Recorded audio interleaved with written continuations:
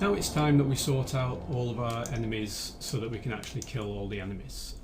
So enemy 4 is already set up. On his body he has an enemy hit point, which is just a collider. So let's do that for all the other enemies to begin with then. So for enemy 1, just going to double click on body. Okay, here he is. Just get a little bit closer so that I can kind of see him properly. So on the body, I'm just going to right click, choose 3D object and cube. Okay, and put that into the right position and just scale that up a little bit. And then obviously we can get rid of the mesh renderer. The box collider should obviously be set to a trigger, and just ensure that it is named exactly the same and that it's in the exact same position. The reason why we do this is that the animation that we've already got, the enemy death animation, we'll be looking specifically for a game object named this. So if you've named it differently on every character, it will actually ignore that game object. It will only find it if it's named exactly the same. So enemy hit point. And obviously avoid putting like enemy hit point 1, enemy hit point 2, just name it exactly the same.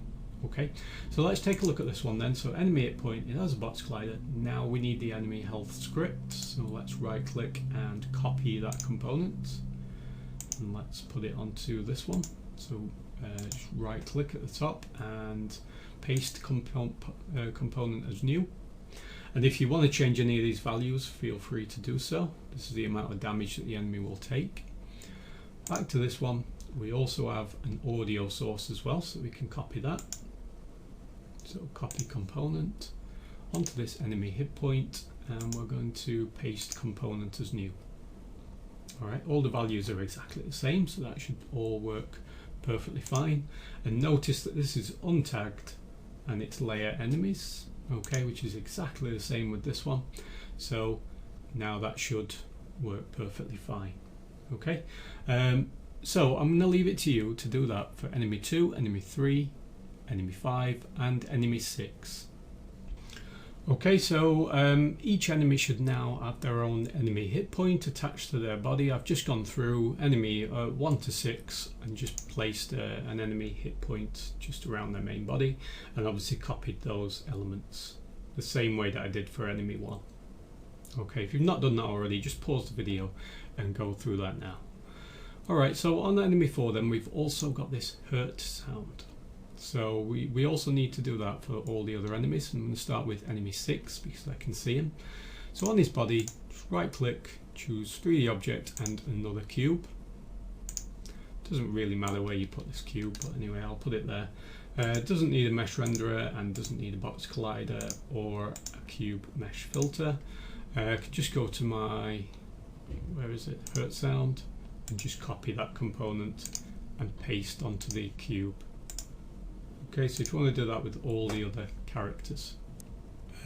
So just ensure that all of those are called hurt sound. Okay, they do have to be named hurt sound for the animator to recognize them.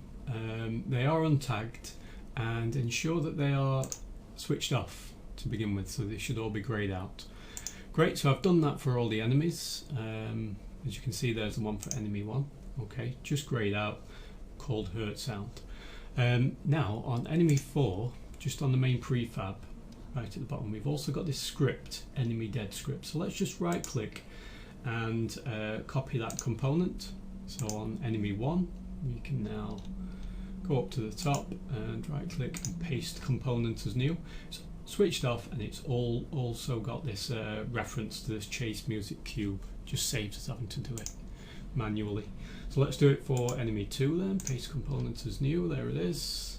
Enemy 3, paste component as new. Enemy 5, paste component as new. So you see how quick it can be once you have everything sorted. There we go. So now they all have an enemy dead script. So now I want to click on enemy 1, and it always looks crazy when it's got the gizmos on. Just switch those off temporarily. I want to go to window, animation and animation. And what I'm wanting to see is that this hurt sound actually comes on once the animation for the hurt plays. Okay, so we're going to select enemy hurt. Okay, and we're just going to scroll through it, but we're going to watch this enemy sound to make sure it does turn black when it's there we go. So it's turned black, it's come on, and it's playing. So it recognizes the sound and actually plays it. Okay, so if I just click on hurt sound, you can see that it's switched on at the top there, and when I drag this back it switches off. Okay, so great, so it's recognizing that and it will play for every one of those enemies. Alright, great. So back to enemy 4 then. If you're way away, just click on the body and it will take you a bit closer. So I need to find his weapon now.